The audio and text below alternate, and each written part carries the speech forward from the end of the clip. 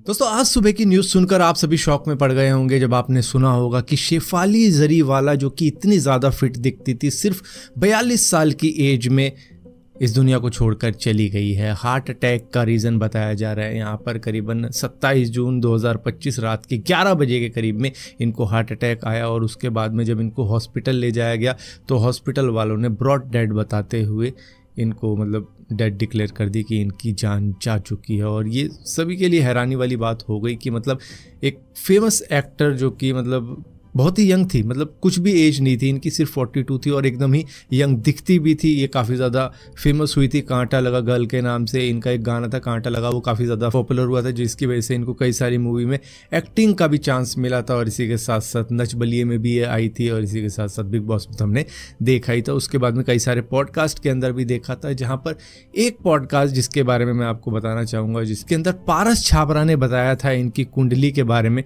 कुछ इस तरीके से। मैंने अभी कुंडली देखी, आपके 8th हाउस में चंद्र और केतु और बुध, ये 3 बैठे हुए हैं और 8th house is for loss, sudden death. So इसमें पारस छाबरा ने शेफाली जरीवाला को साफ साफ बताया था कि आपके 8th हाउस के अंदर चंद्र, केतु और बुध तीनों बैठे हुए हैं और 8th हाउस काफ़ी ज़्यादा डेंजर माना जाता है, वो सडन लॉस के लिए माना जाता है, जिसकी वजह से अब यहाँ पर देखने को भी मिल रहा है कि जैसा पारस छाबरा ने कहा था उस वीडियो के अंदर कुछ वैसा ही हुआ। ये पॉडकास्ट मुश्किल से 1 साल पुराना भी नहीं होगा जिसके अंदर ये मालूम चलता है अब हमको कि शेफाली जरीवाला इस दुनिया में नहीं रही। अब यहाँ पर हालांकि रीज़न तो यही बताया जा रहा है कि इनको कार्डियक अरेस्ट आया, लेकिन उससे पहले मैं आपको बता दूं कि इनकी जो मेडिकल हिस्ट्री रही है, एपिलिप्सी के बारे में भी रही है कि इनको मिर्गी की शिकायत थी करीबन 15 साल की एज में, लेकिन उसके अंदर इस तरीके की चीज़ें नहीं होती है कि एकदम से किसी की भी जान चली जाए। लेकिन एक कंडीशन होती है जिसको सुडैप बोलते हैं, यानी कि सडनली अनएक्सपेक्टेड डेथ। उसके अंदर होता है क्या है कि एकदम से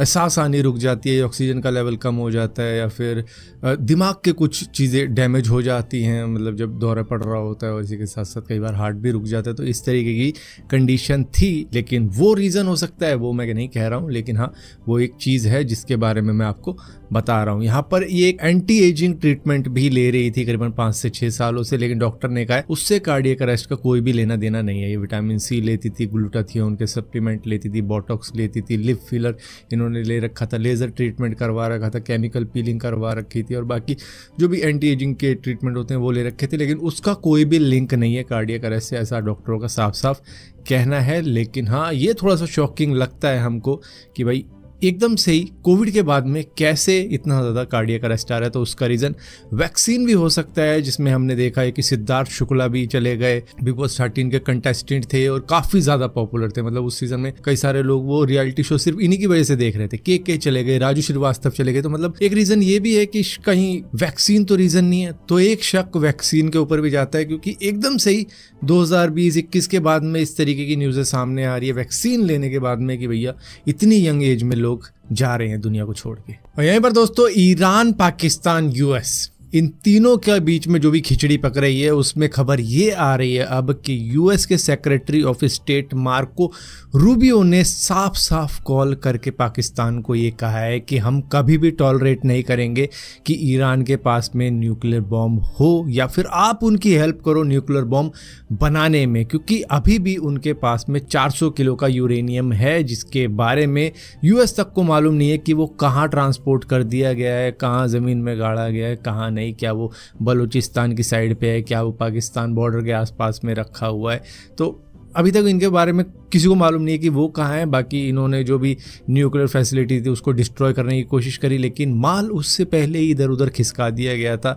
तो मेन पंगा अब ये है यूएस के साथ में कि उनको मालूम ही नहीं है कि ईरान का 400 केजी यूरेनियम अब कहाँ रखा हुआ है। दोस्तों Xiaomi जाना जाता था बजट सेगमेंट के स्मार्टफोन के लिए, लेकिन भैया अब ये जब से कार मैन्युफैक्चरिंग के बिजनेस के अंदर आए हैं भैया इसने सबकी नींदें उड़ा दी हैं। इन्होंने YU7 लॉन्च करी है 27 जून 2025 को, और उसके कुछ मिनटों में ही जो इन्होंने बताया कि हम प्री ऑर्डर ले रहे हैं, मिनटों में ही 3 लाख ऑर्डर इनके पास में आ गए। दरअसल इनकी कार की रेंज टेस्ला से भी अच्छी जा रही है, जिसकी वजह से लोग अब इसकी तरफ ज़्यादा बढ़ रहे हैं। तो चाइना के अंदर पहले टेस्ला का काफ़ी ज़्यादा क्रेज़ होता था, लेकिन वो क्रेज़ क्रेज शायद अब धीरे धीरे जा रहा है, शायद वो बाइड की वजह से जा रहा है, शायद वो शाओमी की वजह से जा रहा है, लेकिन अब वो क्रेज़ जा रहा है क्योंकि इनकी ये जो कार है करीबन 835 किलोमीटर चल जाएगी सिर्फ एक सिंगल चार्ज के अंदर। मतलब हरिद्वार भी अगर आप दिल्ली से जाओ तो आप 4 बार आना जाना कर सकते हो, इतनी तगड़ी रेंज है।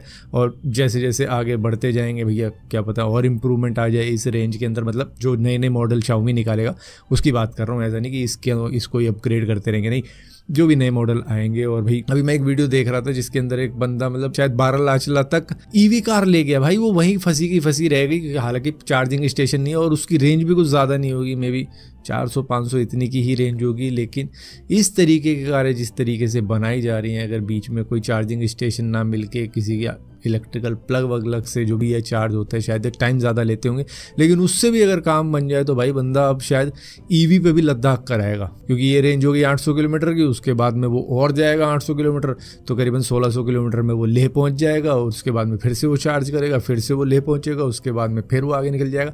तो मतलब ऐसे ही चार्ज कुरा के वो कर लेगा शायद 5-6 बारी के चार्ज में पूरा लद्दाख सर्किट कंप्लीट। हालांकि वहाँ पे इलेक्ट्रिसिटी का इशू है, तो वो शायद बंदे को पहले ही प्लान करना पड़ेगा कि भाई कहाँ चार्ज करूँगा, किसके मीटर में तार डालूंगा, वो एक इशू हो सकता है। सो दोस्तों फाइनली जेफ बेजोस की शादी हो चुकी है उनकी फियांसे लॉरा सैंचेज के साथ में, जिन्होंने अब अपने इंस्टाग्राम का नाम भी चेंज कर दिया है। उन्होंने अब लॉरा सैंचेज बेजोस अपना नाम रख दिया और इसी के साथ साथ अपनी सारी ही जितने भी इन्होंने रील्स डाल रखी थी, पोस्ट डाल रखी थी, उन सभी को हाइड कर दिया है या फिर डिलीट कर दिया है, क्योंकि यहाँ पर सिर्फ अब 2 पोस्ट ही नज़र आ रही है, एक जिसमें वो दुल्हन की ड्रेस के अंदर है और दूसरी जिसमें वो दुल्हन की ड्रेस में है और इसी के साथ साथ जेफ बेजोस के साथ भी है। तो बस यही 2 पोस्ट अब इनके इंस्टाग्राम पर रह गई है। दोस्तों आप सभी को मालूम होगा 14 जून 2025 को ब्रिटिश रॉयल नेवी का F-35B fighter jet emergency landing कर जाता है इंडिया के थिरुवनंतपुरम एयरपोर्ट के ऊपर। यहाँ पर बताया जाता है कि इसके अंदर फ्यूल कम था,